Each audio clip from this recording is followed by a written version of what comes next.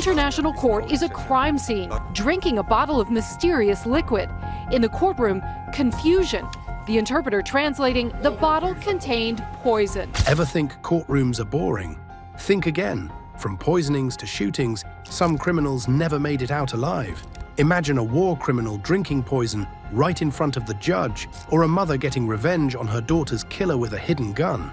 These shocking moments turned ordinary legal proceedings into deadly drama that made headlines worldwide.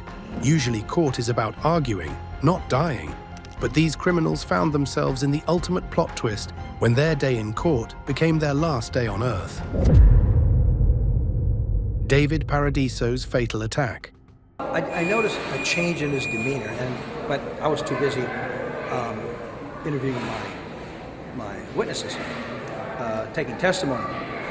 Thereafter, what occurred was that it's time for him to get back on the stand. He refused. He said, I don't want to testify. I don't want to get back on the stand. So at that time, he said, I don't feel good. I said, well, good. Well, then let's get a continuance. Do you want a doctor? What's wrong with you? In December 2006, David Paradiso was arrested for the murder of his girlfriend Eileen Pelt. Their relationship had been brief, lasting only a few weeks before tragedy struck in the back seat of a car driven by Paradiso's mother, Deborah. According to Deborah, she hadn't heard the couple arguing until that fatal day when David suddenly stabbed Eileen in the neck. He claimed he acted first because otherwise she would have taken his life. What followed was equally disturbing. Untroubled by the severity of his crime, Paradiso forced his mother to drive him 15 miles from Lodi, California to Amador County, where he dumped Eileen's body along a roadside. The callousness of these actions shocked those who learned about them. During his 2009 trial, Paradiso's defense team argued he had been under the influence of methamphetamine during the murder. However, the trial took an unexpected turn that would end in violence. Before the incident, Paradiso's mother had been deeply worried about her son's mental health, noticing signs of potential breakdown and suspecting he might have a weapon. She reported her concerns to authorities, but a search of his cell found nothing, and her warnings were dismissed. On the stand, Paradiso changed his story dramatically. Abandoning his self-defense claim, he stated he killed Eileen simply because she deserved not to live. During a break in proceedings, after Paradiso's mother left the courtroom in tears, he made his move. He attacked Judge Cinda Fox from behind, stabbing her multiple times with a sharp weapon. As courtroom spectators tried to intervene, Lodi detective Eric Bradley drew his gun and shot Paradiso. Judge Fox was evacuated on a stretcher and recovered, but David Paradiso died from his gunshot wounds. Paradiso's family, particularly his mother and brother Aaron, were devastated. They believed the tragedy could have been prevented if officials had properly addressed his deteriorating mental health. Aaron claimed his brother suffered from paranoid schizophrenia and should never have been called to testify in his mental state. A low winter sun sliced through the tall windows of the San Juan County Courthouse the morning David Paradiso appeared for trial. Just months earlier, in December 2006, law enforcement had arrested Paradiso for the brutal stabbing of his girlfriend, Eileen Pelt, in the backseat of a car driven by his own mother. Neighbors recalled the pair as briefly enamored, but that day ended with Eileen's life extinguished by a single savage neck wound. Under the influence of methamphetamine, Paradiso had compelled his mother to drive him 15 miles into Amador County, where he abandoned Eileen's body along a lonely stretch of road. When the trial convened in March 2009, the atmosphere was charged. Paradiso's defense team painted his actions as the product of a severe drug-induced psychosis, while prosecutors detailed the methodical disposal of evidence. His mother, Deborah, sat in the gallery, eyes red, convinced her son was unwell and potentially armed, a fear she had voiced to jailers before the hearing, only to be dismissed when no weapon was found in his cell. Inside the courtroom, Judge Cinda Fox presided over witness testimony as Paradiso took the stand and inexplicably recanted his earlier claims of self-defense, now insisting his victim deserved to die. A sudden commotion rippled through the benches when Paradiso rose without warning, a glinting blade in hand. He lunged at Judge Fox, plunging the weapon into her side in a flurry of motion. Panic erupted. Spectators ducked under chairs, bailiffs rushed forward, and the judge struggled to shield herself. Amid the chaos, Detective Eric Bradley drew his service weapon and fired. Paradiso collapsed onto the polished marble floor, mortally wounded by the single shot that brought the attack to a halt. Judge Fox was evacuated on a stretcher and later reported to have made a full recovery. Paradiso succumbed to his injuries hours later at a nearby hospital, leaving behind a shattered courtroom, a grieving family, and enduring questions about mental health, security protocols, and the thin line between justice and violence. Like David Paradiso, our next subject, Klaus Grabowski, would also meet a violent end in court. But unlike Paradiso, Grabowski would face justice at the hands of someone seeking personal vengeance. Klaus Grabowski, shot by a grieving mother.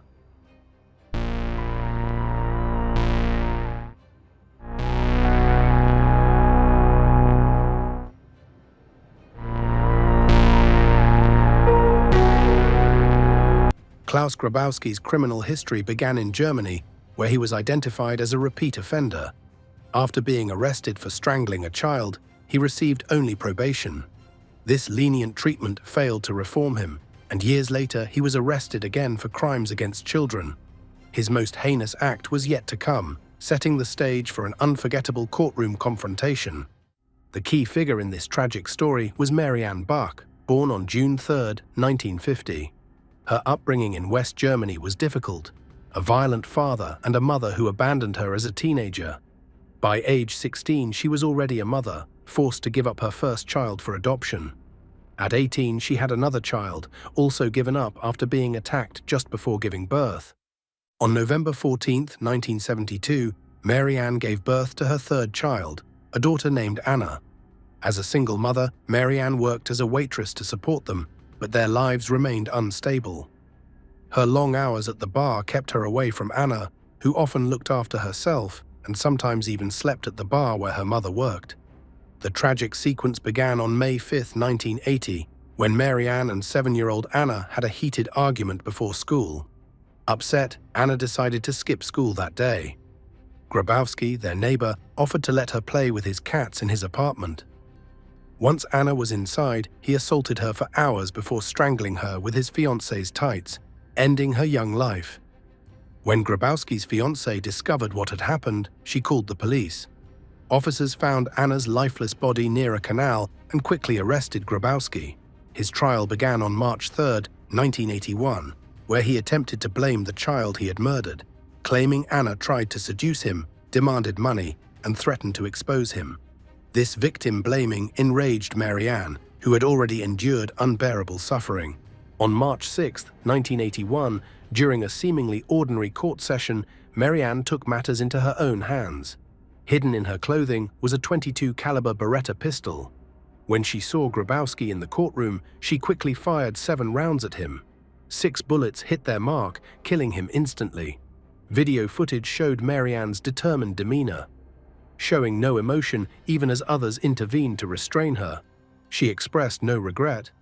Mary Ann received a 6-year prison sentence for manslaughter, but served only 3 years.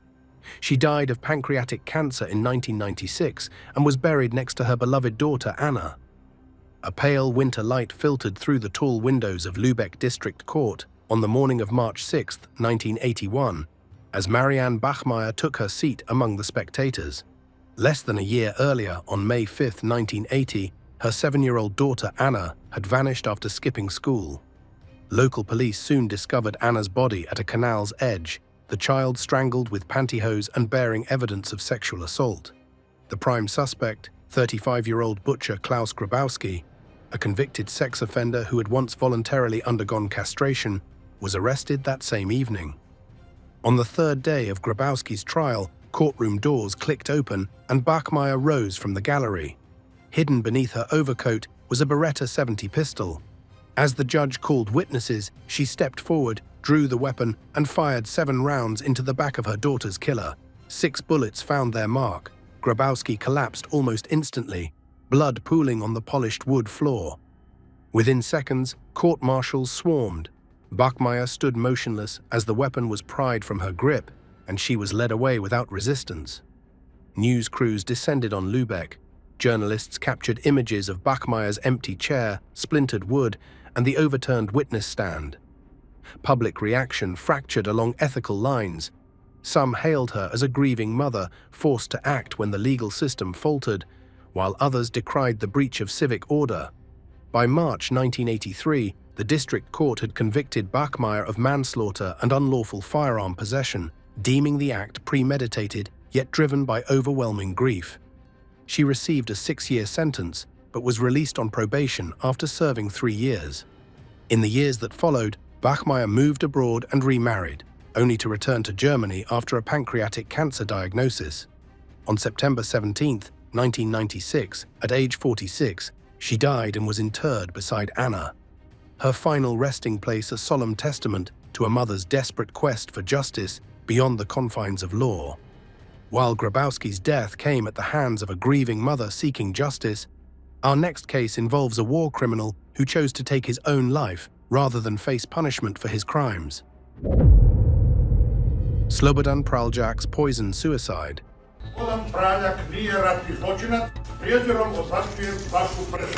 Stop, please. Please sit down. Slobodan Praljak was born in Yugoslavia in 1945. His early life seemed conventional.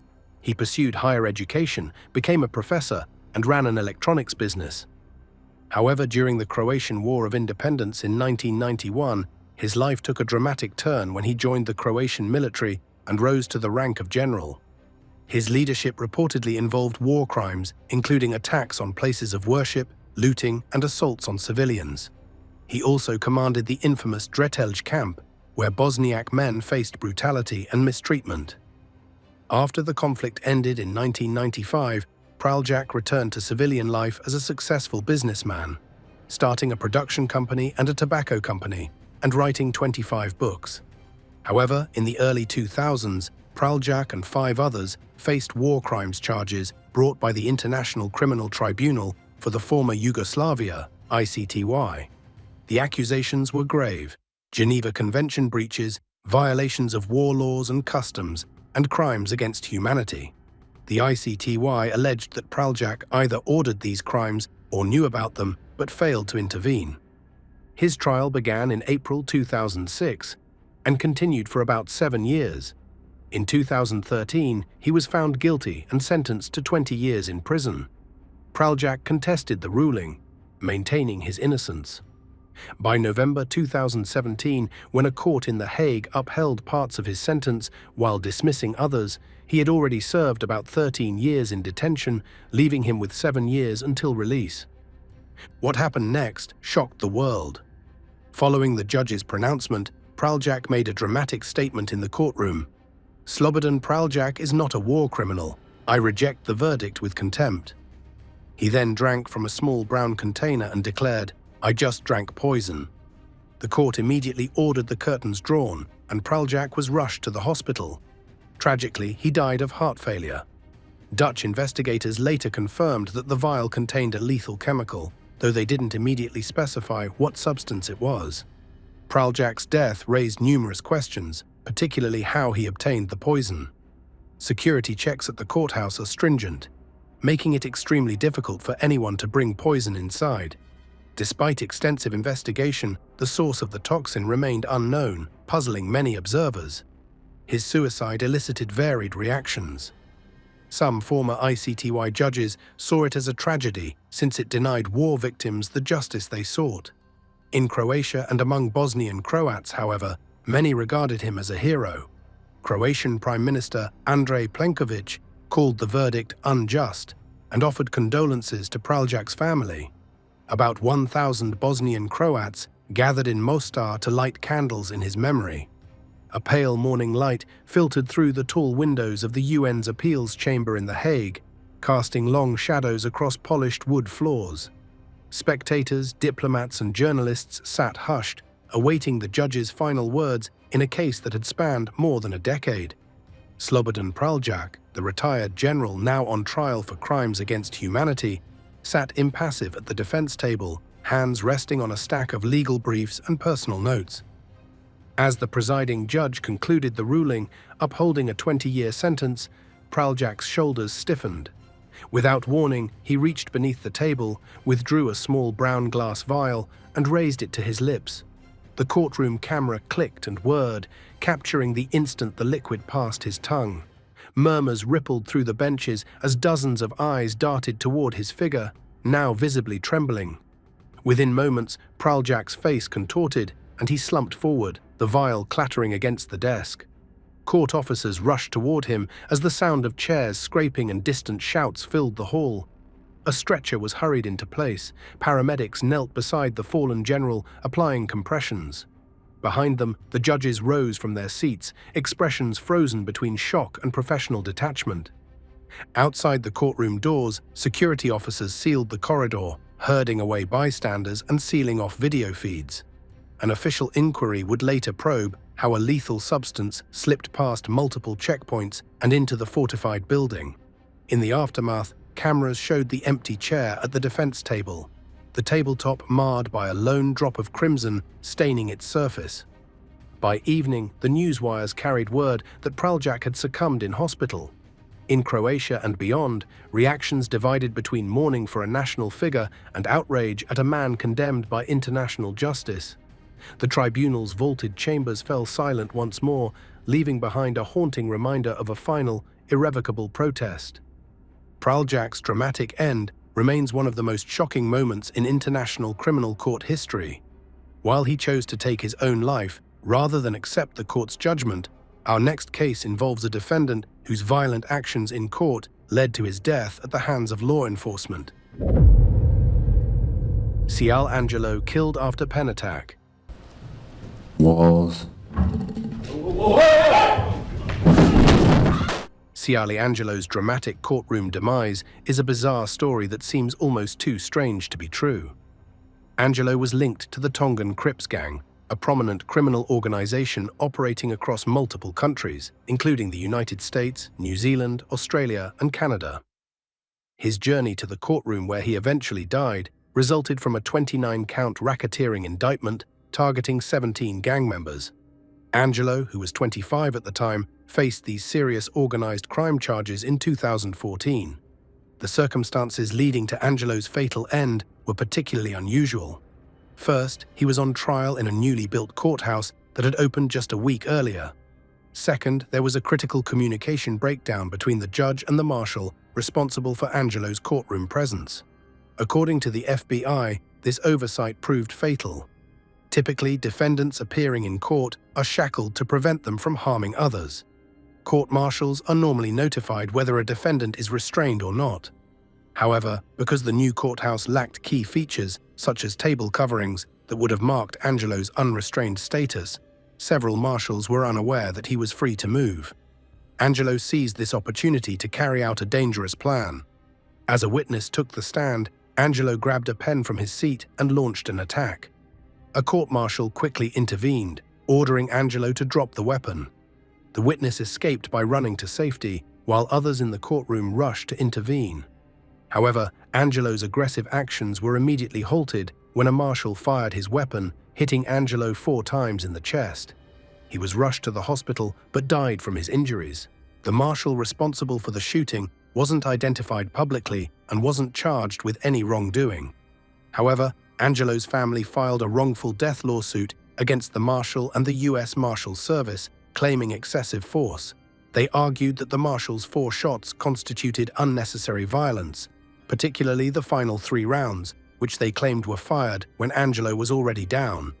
The case received national attention, and in 2018, after 4 years, a court ordered the release of the shooting video to the public. Despite the family's allegations, Judge D. Benson disagreed with their view and dismissed the case, stating that Angelo was clearly attempting to attack the witness and that the marshal's actions were necessary to prevent harm. The family chose not to appeal the ruling, and the matter gradually faded from public view. A pale morning light spilled into the federal courtroom in Salt Lake City on April 21, 2014. The newly opened building, a week into its first trials, carried an air of optimistic rigidity.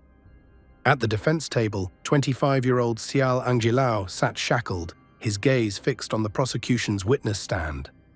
Angelou faced racketeering charges linked to his alleged role in a Tongan Crip gang network. In the witness chair, a former associate prepared to recount the gang's methods of recruiting children and demanding violent acts for initiation. The hearing had progressed without incident for more than 20 minutes when Angelo shifted in his seat. In one smooth motion, he reached out and plucked a pen from the table. Then, with startling speed, he rose and charged. The instrument, inert moments before, became an arrow in his fist as he sprinted across the bench-lined floor and vaulted headfirst over the barrier into the witness enclosure. Spectators recoiled, court officers leapt to intercept. A U.S. Marshal, positioned mere feet from the unfolding assault, unholstered a service weapon. 4 rapid shots shattered the hush. Angelo stumbled, collapsing amidst the stunned witness box, the pen tumbling from his grasp. Within moments, paramedics wheeled him from the room, but he did not survive his injuries at a nearby hospital. Silence reclaimed the chamber as questions swirled around security protocols and split-second decision-making. Key surveillance recordings, later released under judicial order, revealed the entire sequence in stark, unflinching detail. A wrongful death lawsuit, filed by Angelo's family, accused law enforcement of excessive force, contending that a pen posed no mortal threat once Angelo lay prone. Yet a federal judge dismissed the claim, ruling that the marshal's response was objectively reasonable given the imminent danger to the witness and the sudden escalation of violence. Consequences persist. Angelo's violent attempt in court led to his death, showing how quickly courtroom situations can escalate. In our next case, we'll examine an even more deadly courtroom incident that extended beyond the walls of justice into a citywide manhunt. Brian Nichols's deadly courthouse rampage. It was a dramatic day in court as jurors in Atlanta try to decide whether convicted courthouse shooter Brian Nichols should live or die. The 12-member panel has now been deliberating for 3 full days on a sentence for Nichols. Around midday Thursday, jurors sent a note to the judge telling him they were unable to reach a unanimous decision. Under Georgia law, if all 12 jurors don't agree on the death penalty, the judge must sentence Nichols to life behind bars. According to the foreperson, the jury is split 9-3 on that question. Judge James Botifer did not ask jurors which way they were leaning. The Atlanta courtroom shooting in March 2005 stands as one of the most shocking episodes in American legal history. Brian Nichols, born in 1971, had a troubled life that included a broken home and run-ins with authorities. Despite these obstacles, he managed to graduate from high school and briefly attend college. However, his life took a darker turn as he became involved in illegal activities, particularly drug-related felonies. In March 2005, Nichols was being escorted to the Fulton County Courthouse for his trial. What should have been a routine transfer instead triggered a horrific chain of events. Nichols overpowered a female deputy sheriff, took her gun, and killed her. He then proceeded to the courtroom where he shot both the presiding judge, Roland Barnes, and court reporter Julie Ann Brandau. Both victims died in the shooting. After committing these heinous crimes, Nichols fled the courthouse, sparking a massive manhunt and leaving Atlanta in terror. He embarked on a 26-hour crime spree that included carjackings, additional shootings, and a hostage situation. He managed to evade capture while instilling fear across the city. The boldness and brutality of his actions gripped the nation and dominated headlines as law enforcement raced to apprehend him. Nichols's reign of terror ended when he took a woman hostage in her own apartment. During the standoff with police, he made an unexpected decision. He released his prisoner unharmed and surrendered to authorities. The motivation for this surprising capitulation remains unknown. Some speculate that Nichols had a change of heart, while others suggest he was simply exhausted and recognized his arrest was inevitable. The trial that followed received extensive media coverage.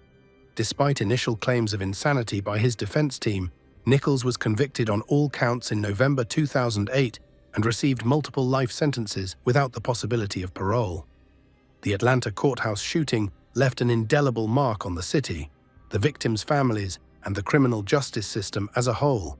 It raised serious questions about courthouse security, as Nichols had managed to obtain a firearm within what should have been secure halls of justice. In response, courthouses across the country enhanced their security measures to prevent similar tragedies.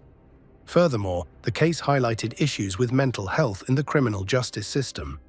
Nichols's defense maintained that he was not in his right mind when he committed the murders, raising questions about how the court system evaluates and treats individuals with mental health issues. In Atlanta on March 11, 2005, casting long shadows across polished marble floors. 33-year-old Brian Nichols arrived under the guise of an ordinary defendant, escorted through security for his rape trial. Despite metal detectors and random inspections, a homemade blade had slipped unnoticed into his shoes. During a brief clothing change, Nichols lunged at the deputy sheriff standing watch and seized her Glock. One shot rang out in the corridor and the deputy fell, bleeding and unconscious. Sirens activated throughout the building. In seconds, Nichols dashed to courtroom 301. Judge Roland Barnes eyed the intruder with surprise before collapsing under a hail of bullets. A stunned court reporter stationed near the bench was struck while scrambling for cover, and a court interpreter suffered fatal injuries during the frantic escape. 2 bailiffs rushed to subdue him but were driven back by gunfire, their uniforms stained red. Wood-paneled walls echoed with the hollow reports of the pistol and shouts of terrified onlookers.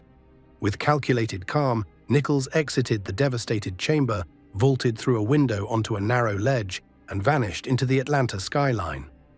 After 26 tense hours, Nichols surrendered at a suburban apartment, ending the reign of terror that had shattered the courthouse's sanctity. The rampage claimed 4 lives and wounded 5 others, leaving an indelible mark on the justice system.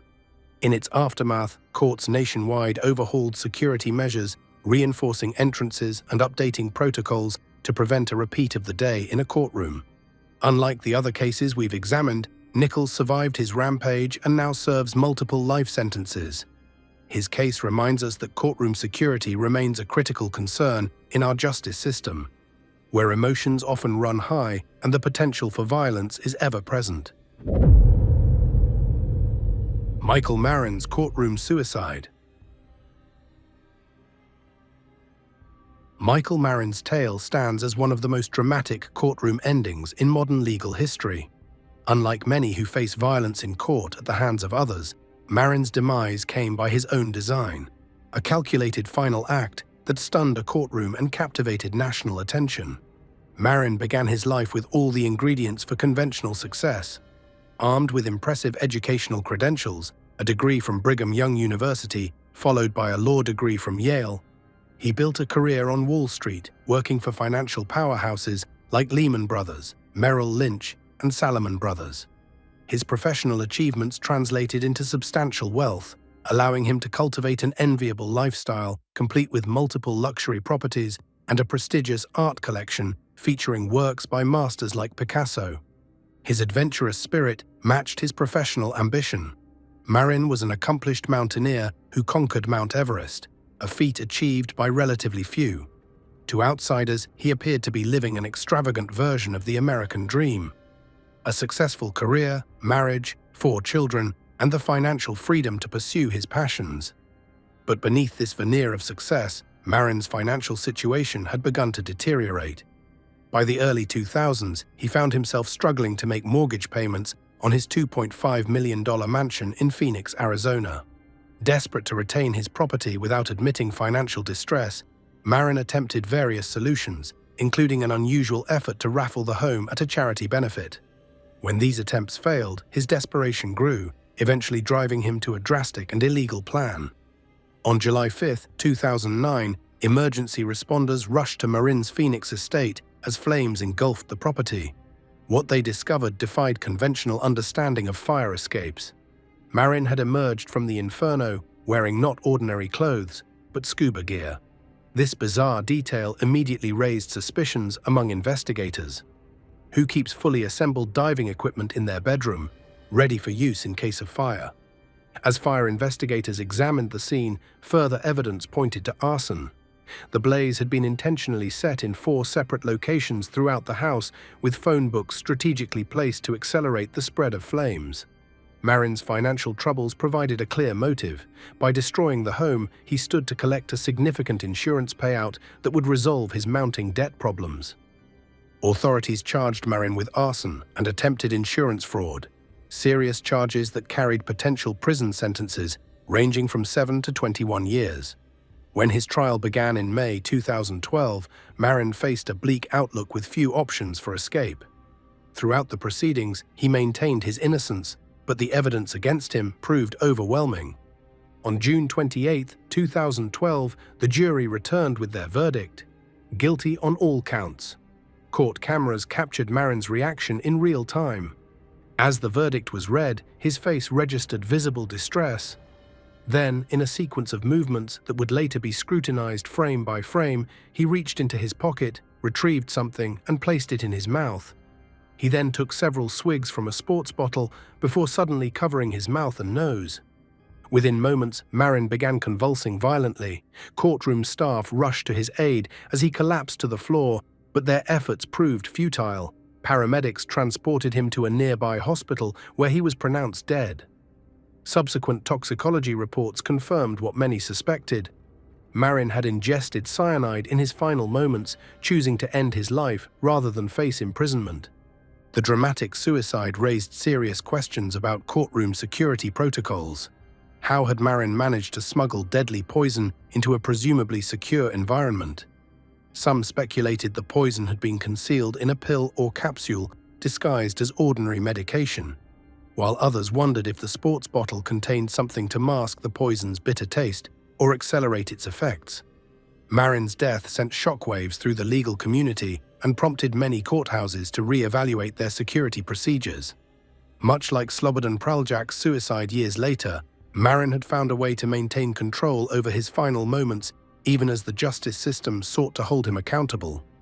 While Michael Marin's death involved a carefully planned suicide in response to a guilty verdict, our next case explores another mysterious courtroom poisoning with significantly different circumstances: Praljak's mysterious poisoning.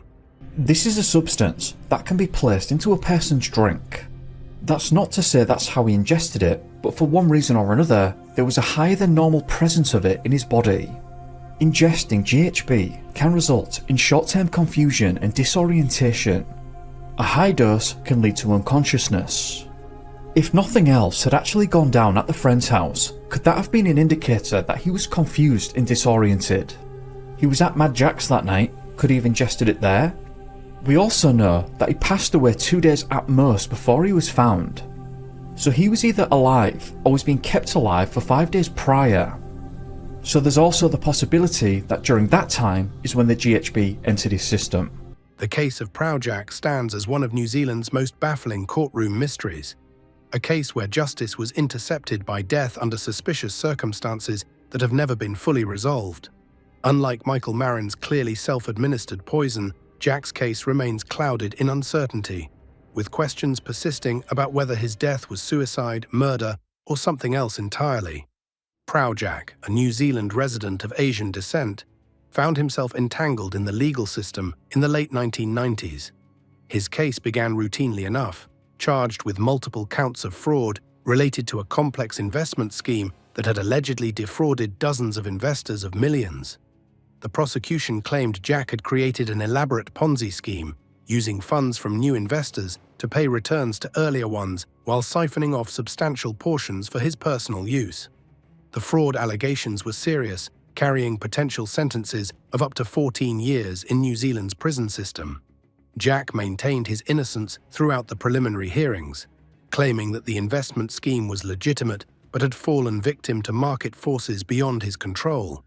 His defense team worked to portray him as a businessman who had made poor decisions, rather than a calculated fraudster. As the trial date approached, Jack's behavior reportedly became increasingly erratic. Court documents later revealed that he had expressed concerns for his safety to his attorney, claiming he had received threats from former investors. These claims were investigated but dismissed by authorities as attempts to delay trial proceedings. Whether these threats were real or imagined would later become a critical question in understanding the events that followed. On the third day of trial testimony, as the prosecution presented financial records that appeared to show clear evidence of fraud, something unexpected happened. During a midday recess, Jack returned to the courtroom appearing visibly unwell. Witnesses later described him as pale and sweating profusely. When proceedings resumed, he struggled to focus on the testimony, repeatedly leaning over to whisper to his attorney. Approximately 40 minutes after the recess, Jack suddenly convulsed in his seat and collapsed to the floor. The judge immediately called for medical assistance and cleared the courtroom.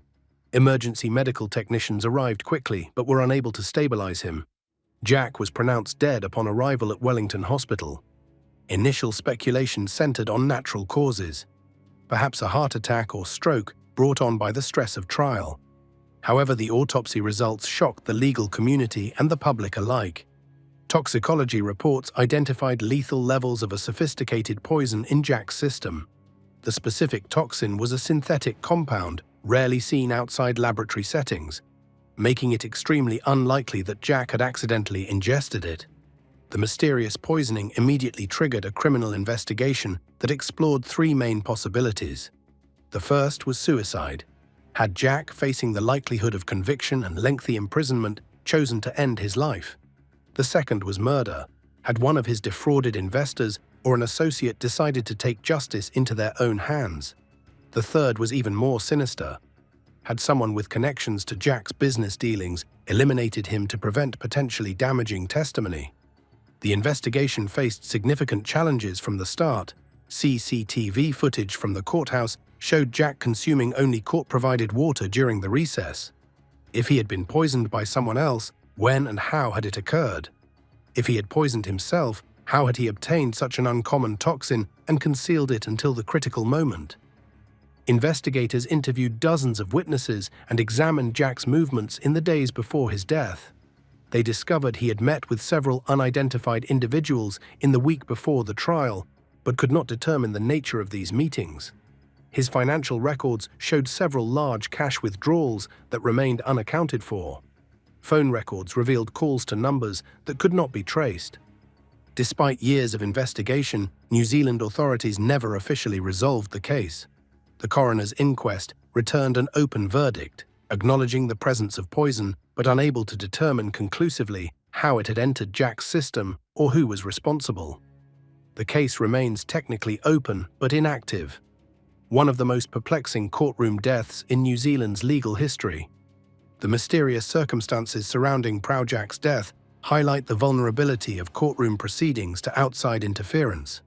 While security measures typically focus on preventing violence, the silent threat of poison presents a different kind of challenge, one that connects this case to both Michael Marin's suicide and the war criminal Slobodan Praljak's dramatic final act. As we explore our next case, we shift from the mystery of undetected poison to a tragedy that resulted from a critical breakdown in courtroom security communications. Angelo Chilanga's communication breakdown. I have a right to be frustrated as a human being. Just like you get frustrated with me when we tell you lies and think that you're stupid, I got the right to be frustrated.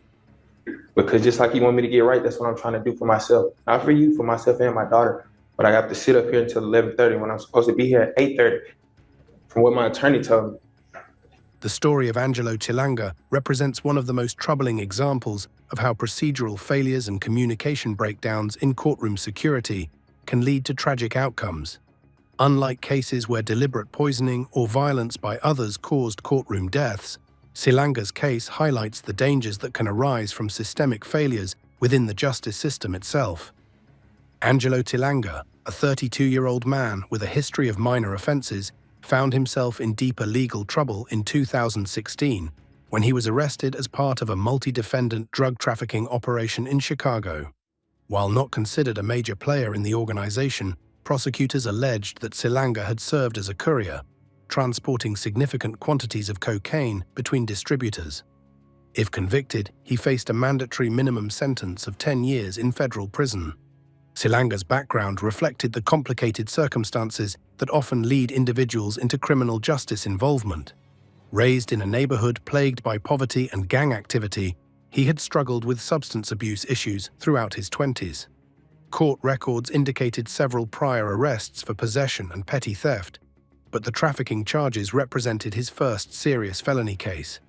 Friends and family members later described him as someone trying to turn his life around, having recently enrolled in a community college program before his arrest.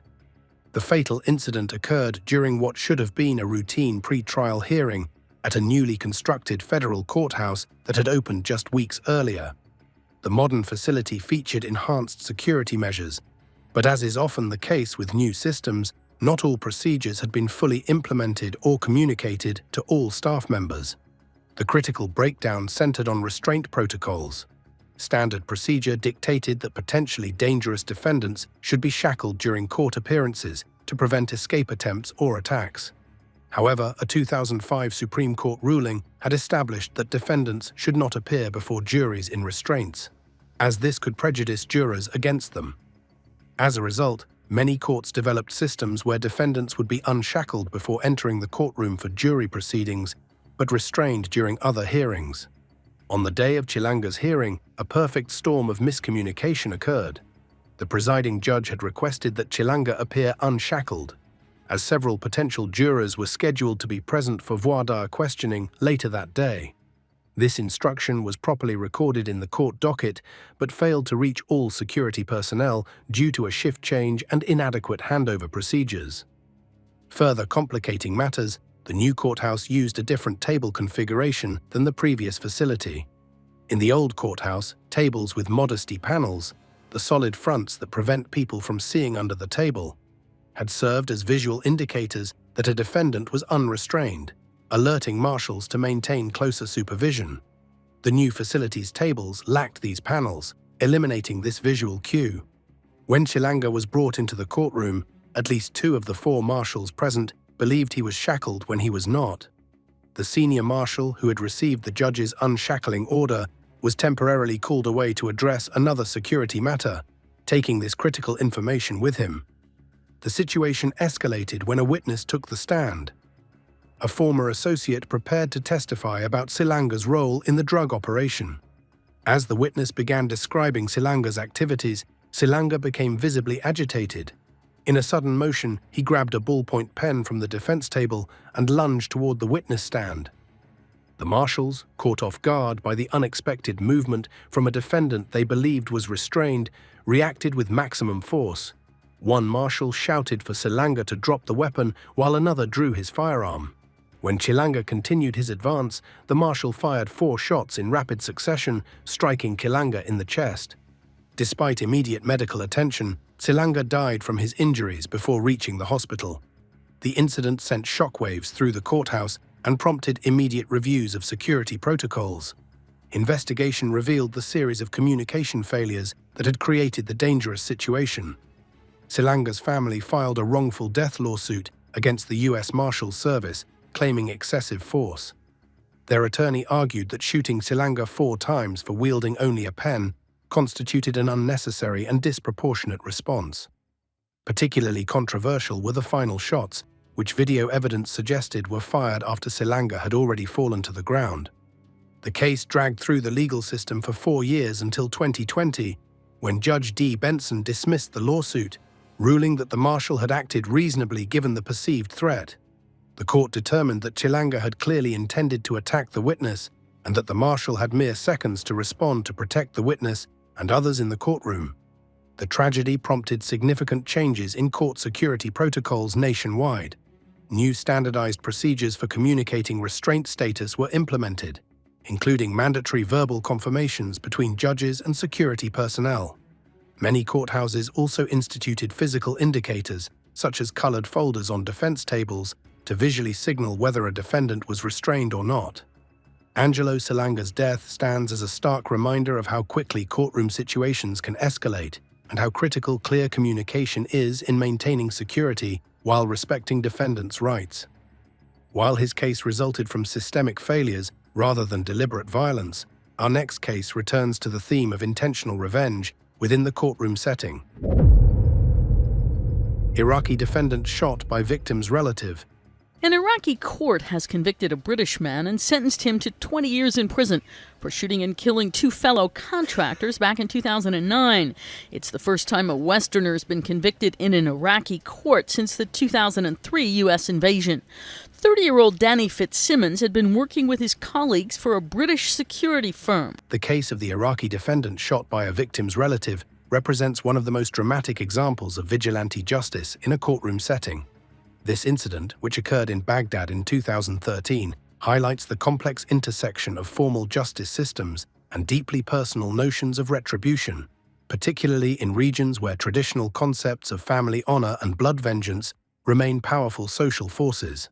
The defendant, Youssef al-Mashadani, stood accused of participating in a terrorist bombing that had killed 32 people at a Baghdad market in 2012. Among the victims was the 9-year-old son of Omar al-Farouqi, a shopkeeper who had lost not only his child but his livelihood in the blast.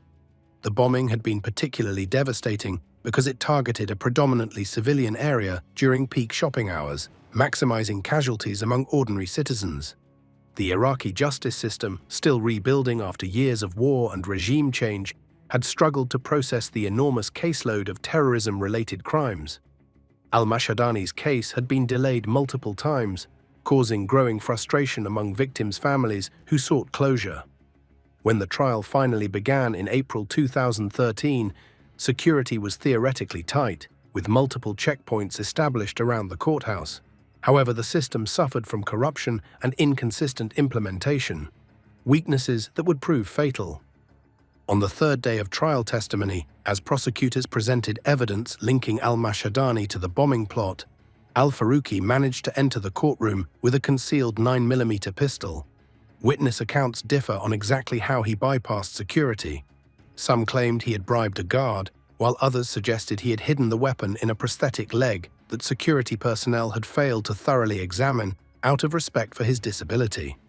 As al-Mashadani was being questioned about his alleged role in providing the vehicle used in the bombing, al-Farouqi rose from his seat among the spectators and approached the defendant's box. Before anyone could react, he drew his weapon and fired 3 shots at close range. 2 bullets struck al-Mashadani in the chest, and a third hit him in the head, killing him instantly. His courtroom erupted into chaos. Security personnel tackled al-Farouqi, while others evacuated the judge, prosecutors, and defense attorneys. Remarkably, no one else was injured in the shooting. When order was restored, al-Farouqi made no attempt to deny his actions. Instead, he calmly explained that he had waited for justice through official channels, but had eventually concluded that the only way to secure justice for his son was to take matters into his own hands. The incident placed Iraqi authorities in a difficult position. Officially, the shooting was clearly murder, an extrajudicial killing that undermined the rule of law and the authority of the court. Yet in a society where concepts of personal honor and family retribution remain deeply ingrained, many Iraqis viewed al-Farouqi's actions sympathetically. Street demonstrations in support of al-Farouqi broke out in several Baghdad neighborhoods, with protesters arguing that he had merely done what the state had failed to do, deliver justice to a terrorist. Legal proceedings against al-Farouqi moved forward despite public sentiment. He was charged with first-degree murder, illegal possession of a firearm, and disruption of judicial proceedings, charges that typically carried the death penalty under Iraqi law. His trial became a media sensation and a lightning rod for debates about justice, vengeance, and the role of the state in post-war Iraq. Al-Farouqi's defense team employed a strategy that acknowledged his actions while appealing to cultural understandings of justice and the mitigating circumstances of his grief. They pointed to his previously unblemished record, his status as a victim of terrorism, and the psychological trauma he had endured. They also highlighted failures in the judicial system that had delayed al-Mashadani's trial for over a year. In a verdict that reflected the complexity of the case, the court found al-Farouqi guilty, but imposed a sentence of just 15 years, far less than the death penalty or life imprisonment typically mandated for premeditated murder. The judge's written opinion acknowledged that while vigilantism could not be condoned, al-Farouqi's actions stemmed from profound grief that clouded judgment and frustration with institutional failures that delayed justice. The sentence itself proved controversial. Legal purists argued it undermined the rule of law by treating courtroom murder too leniently. Human rights organizations expressed concern that the relatively light sentence might encourage similar acts of vigilantism. Yet many ordinary Iraqis considered even 15 years excessive punishment for a grieving father. The case eventually reached Iraq's Court of Cassation, Supreme Court, which upheld both the conviction and sentence in 2015. Al-Faruqi remains in prison today, though periodic campaigns for his pardon or early release emerge from time to time, particularly around religious holidays when presidential pardons are traditionally considered. This tragic intersection of personal vengeance and formal justice echoes elements of the Klaus Grabowski case, where another parent sought personal retribution for the loss of a child. Both cases raise profound questions about the adequacy of formal justice systems to address the deepest human emotions surrounding loss and accountability. As we move to our final case, we step back from individual stories to examine one of history's most significant examples of formal judicial reckoning with mass atrocity: the execution of Nazi war criminals following the Nuremberg trials. War criminal execution in Nuremberg. Hermann Wilhelm Goering, on the counts of the indictment on which you have been convicted, the tribunal sentences you to death by hanging. Joachim von Ribbentrop, death by hanging. Fritz Saukel, death by hanging. Julius Streicher, death by hanging. Wilhelm Frick, death by hanging. Hans Frank, death by hanging. Alfred Rosenberg, death by hanging. Wilhelm Keitel, death by hanging. Ernst Kaltenbrunner. It was not a tribunal of general jurisdiction. The Nuremberg executions stand as perhaps the most historically significant instance of courtroom justice culminating in death, representing not just individual accountability, but the world's formal response to unprecedented atrocities. Unlike our previous cases involving spontaneous violence or personal vengeance, these executions followed extensive legal proceedings designed to establish a new framework for international justice. The story begins in the aftermath of World War II, as Allied forces confronted the full horror of Nazi crimes across Europe. The discovery of concentration camps, evidence of mass killings, and documents detailing systematic persecution demanded a response beyond conventional warfare. In November 1945, the International Military Tribunal, IMT, convened in Nuremberg, Germany, symbolically held in the city that had hosted massive Nazi party rallies, to try 24 high-ranking Nazi officials. The defendants represented the upper echelon of Nazi leadership who had survived the war and been captured. Notable figures included Hermann Goering, Hitler's designated successor, Rudolf Hess, deputy Führer until 1941, Ernst Kaltenbrunner, high-ranking SS leader, Alfred Rosenberg, Nazi ideologist, Wilhelm Keitel, chief of the German Armed Forces High Command, and Joachim von Ribbentrop, foreign minister. The charges broke new legal ground, establishing categories of crimes that would form the foundation of international criminal law: crimes against peace, planning and waging aggressive war, war crimes, violations of the laws and customs of war, and the newly defined crimes against humanity: murder, extermination, enslavement, deportation, and persecution on political, racial, or religious grounds. The trial itself lasted nearly a year, from November 20, 1945 to October 1, 1946. Prosecutors presented over 3,000 documents and called numerous witnesses. The proceedings were conducted in 4 languages: English, French, Russian, and German, with simultaneous translation, a remarkable innovation for the time. Court sessions were also filmed and photographed extensively, creating what would become crucial historical documentation. Defense strategies varied widely. Some defendants, like Albert Speer, Hitler's architect and later Minister of Armaments, acknowledged Nazi criminality while trying to minimize their personal responsibility. Others, like Goering, remained defiant, attempting to justify Nazi policies or deny knowledge of atrocities. Rudolf Hess claimed amnesia, while others insisted they were merely following orders, a defense the tribunal would ultimately reject as insufficient justification for participating in clearly illegal acts. When verdicts were delivered on October 1, 1946, 12 defendants received death sentences. 3, including Goering, received life imprisonment, 4 received prison terms ranging from 10 to 20 years, and 3 were acquitted.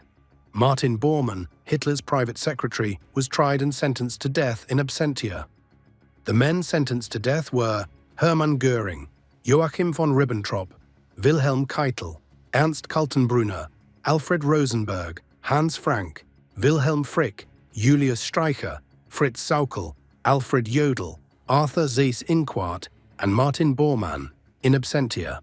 The execution date was set for October 16, 1946, just 2 weeks after the verdicts. Deliberately scheduled to coincide with Purim Katan, a Jewish holiday commemorating deliverance from those who sought to destroy the Jewish people, though officials denied this connection. The condemned men spent their final days in the cells beneath the Palace of Justice.